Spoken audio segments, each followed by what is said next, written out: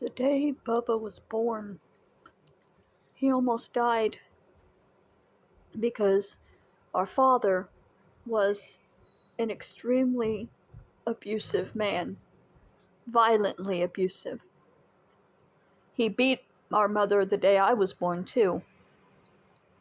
The reason my mom had taken drugs and had me in a car, she didn't know she was in labor.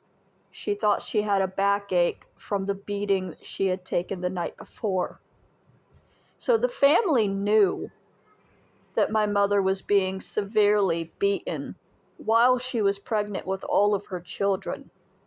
And nobody did anything to intervene or protect the children until my grandmother took me. When Bubba was born, and little Ronnie was born, the exact situation was that my dad had come home from work, angry, and he had decided in his mind that the child in my mother's stomach was going to be another girl, like me and my older sister. And he was screaming that he wasn't going to have another goddamn girl. Not another goddamn girl. And he beat her. And he sat on her stomach. And he choked her. And my brother was born by emergency C-section. And they thought that he would die. He was eventually diagnosed with cerebral palsy. It wasn't a natural cerebral palsy diagnosis. He wasn't naturally born handicapped. Our father beat him so severely while he was in utero that he would spend the rest of his life eating through a G-tube and wearing diapers.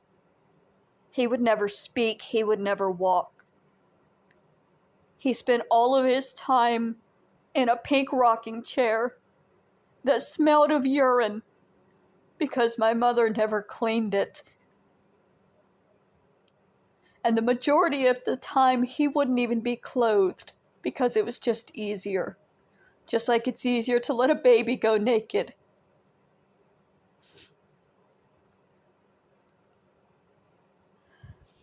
And now, so long after his death, this woman,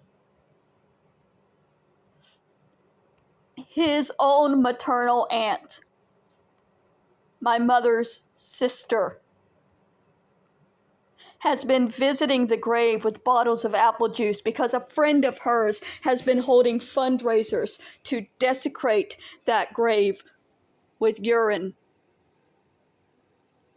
Her friend has been raising money for 5 years to target and desecrate my disabled brother's grave. And this is the face of the woman who actually physically visited the grave when my mother died with a bottle of apple juice, and who is planning to make another visit to the grave with another bottle of apple juice for her good friend that is targeting the grave of her disabled nephew that never did anything to her in his entire life.